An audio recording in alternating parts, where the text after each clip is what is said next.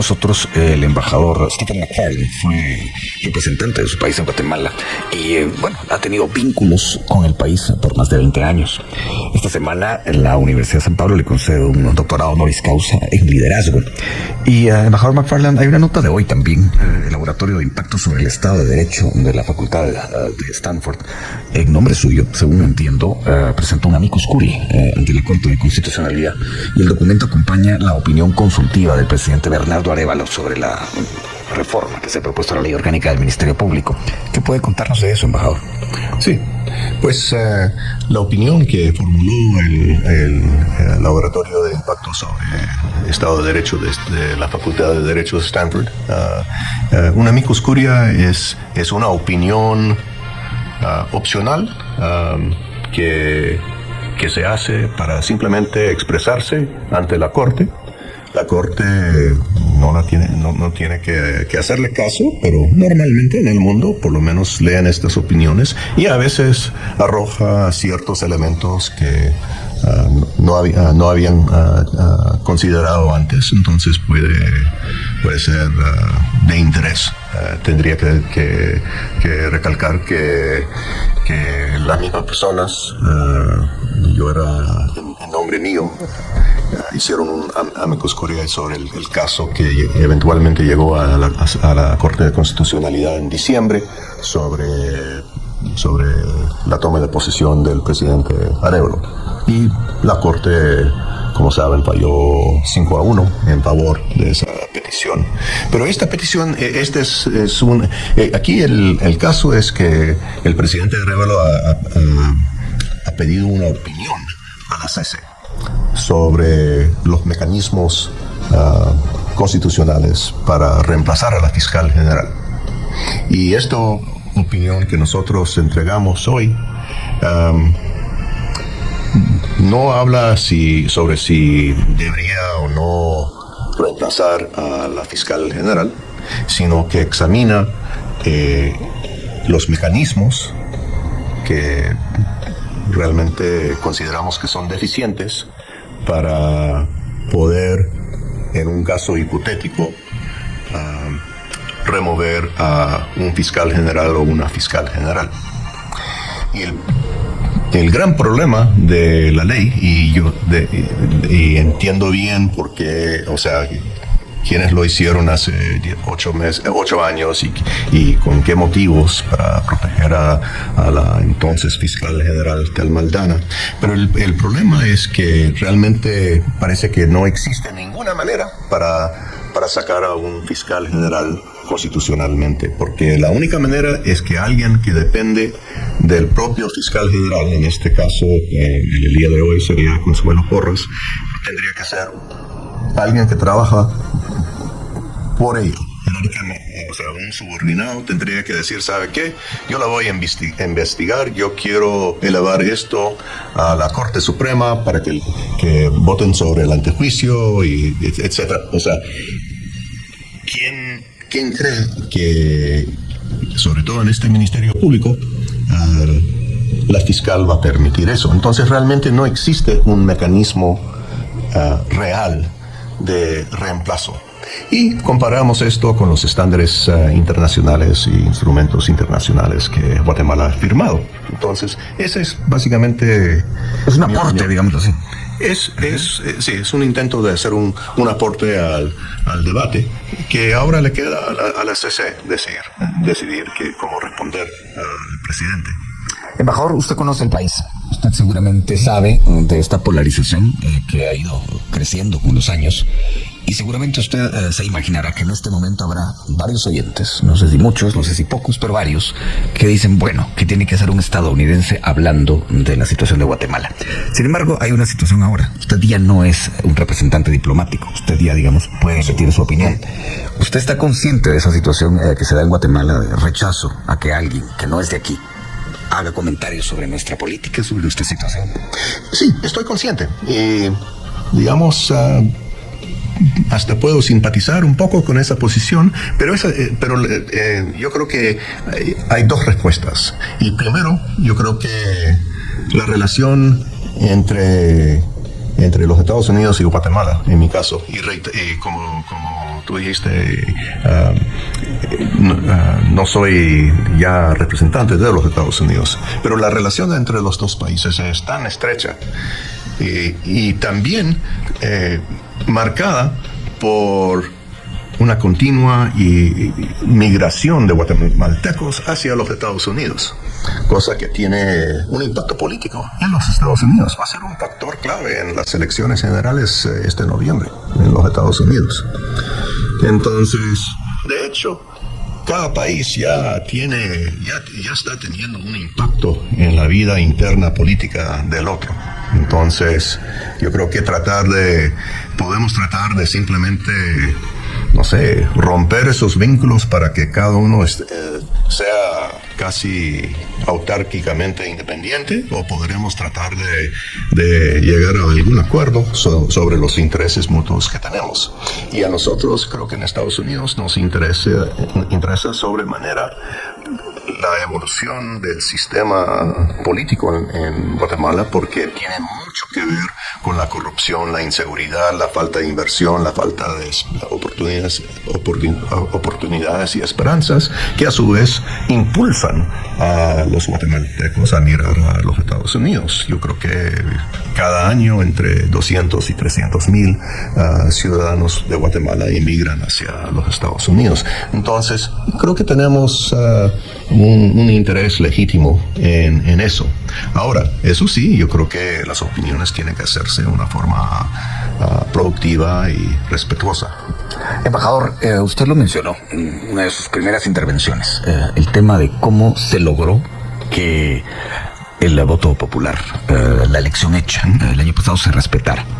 Y usted mencionó, por ejemplo, las movilizaciones y la manifestación encabezada por líderes ancestrales indígenas. Y usted habló de la comunidad internacional como tal, no solo de Estados Unidos, pero vamos al caso específico de Estados Unidos. Hay diputados que públicamente se quejan de presiones por parte de la embajada, dicen, me quitaron la visa. ¿Cómo lo analizan ustedes? Pues es un hecho que Estados Unidos le quitó la visa a más o menos 100 diputados y a 200 familiares suyos, además a por lo menos un empresario, quizás más. Lo hicieron de forma no pública, pero básicamente todo el mundo sabe quiénes son. Yo creo que esa fue una respuesta al intento del Pacto de Corruptos de anular el proceso electoral. Y el mecanismo era que estos diputados habían votado a favor de levantar el antejuicio a los miembros del Tribunal Supremo Electoral. ¿Para hacer qué? No dijeron nada, pero era lógico suponer que era para presionar a los magistrados a rectificar su opinión favorable sobre la elección de Bernardo Arévalo. Y mire, para Estados Unidos la idea de que se hiciera caer todo un proceso electoral para llegar a un gobierno de facto tendría serias implicaciones para la migración, para el auge del crimen organizado y para la posibilidad de terceros países pudieran aprovechar esa situación. Entonces, creo que Estados Unidos decidió que era momento de proteger el proceso electoral, cosa que ya lo habían comenzado a hacer los mismos guatemaltecos. Yo creo que el hecho de que esto haya funcionado es aún más por el papel de los guatemaltecos, sobre todo los pueblos indígenas, que de la comunidad internacional. Eso sí creo, porque si uno golpea con sanciones, pero no hay un pueblo que realmente quiere el mismo objetivo, entonces no funciona. Pero yo les diría a esos congresistas, pónganse en contacto con la embajada, porque en algunos casos esa decisión se puede revertir. Yo me imagino, embajador, que en algún momento, en alguna visita suya, más de alguien se le acercó diciéndole, por favor, Stephen, no me vayan a quitar la visa. ¿Le ha ocurrido tal cosa? Sí, cuando llegué en enero, conocí a algunos diputados que, bueno, o sea, me presentaron algunos diputados que no conocía. No dijeron nada, pero era obvio que... El entre líneas. Sí. Y yo creo que, mira,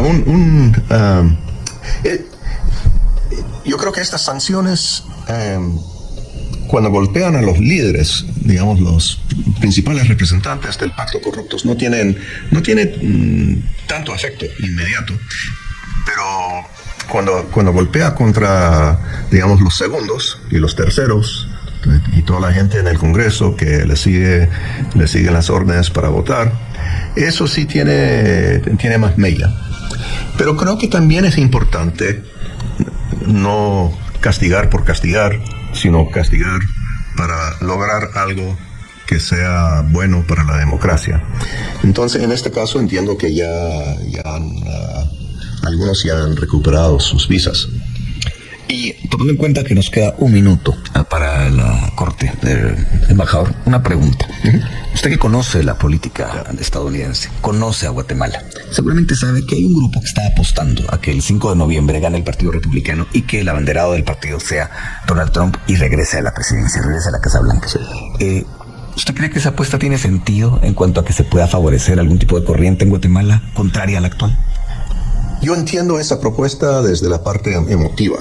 Pero en lo racional, recordemos que el presidente Trump, candidato ahora, promete, si se elige, realizar la deportación más grande en la historia de los Estados Unidos. Habla de 15 a 20 millones de personas.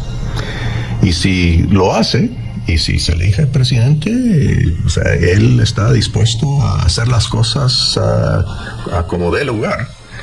Van a deportar a centenares de miles, si no más de 1 millón de guatemaltecos que viven en los Estados Unidos.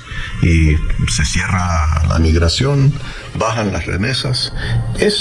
Entonces eso me indica que quienes realmente tienen esa posición pro-Trump, o sea, que está en total libertad, valoran más, digamos, la protección que ellos piensan que recibir de él, que el impacto que tendría sobre la economía y la sociedad guatemalteca. La visión que usted tiene también desde su país, que tuvo una, digamos, incidencia particular en ese proceso que usted ha descrito. ¿Qué puede contarnos?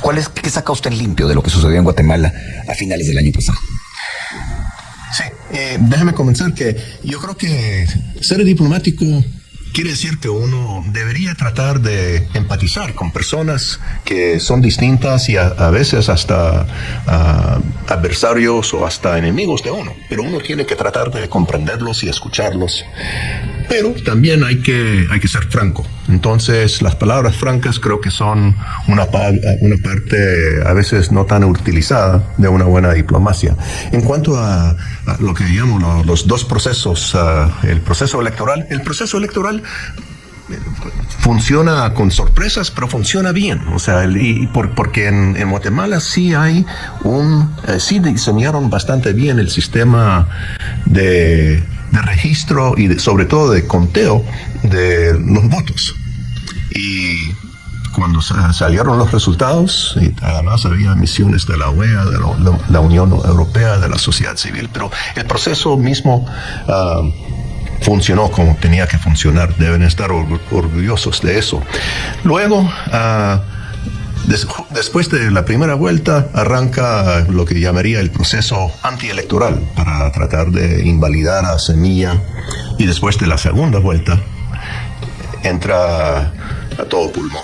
Hay un esfuerzo por anular las elecciones.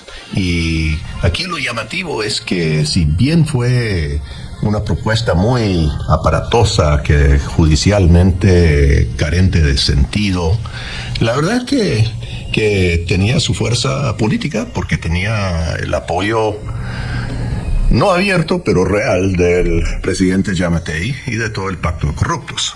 Entonces, ese proceso antielectoral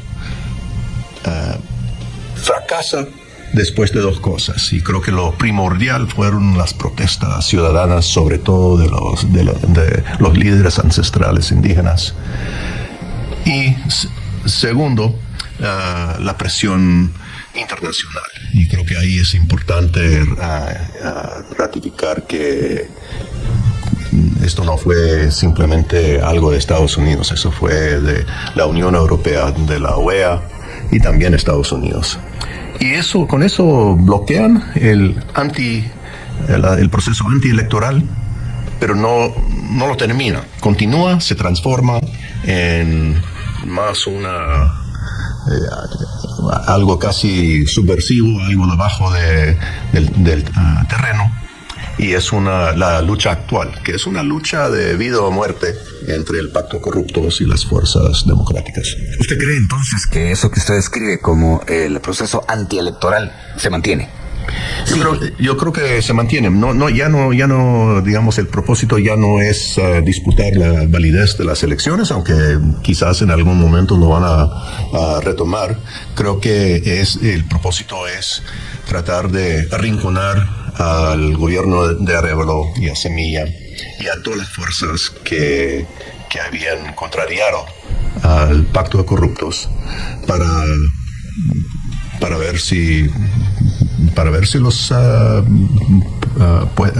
pueden derrotar. A mí siempre me ha llamado la atención y creo que alguna vez lo conversamos al aire, pero hoy que estamos haciendo un balance de cuál es la visión suya del país, ¿cómo usa usted el término pacto de corruptos? Sí. Cuando usted lo usa, ¿en qué piensa?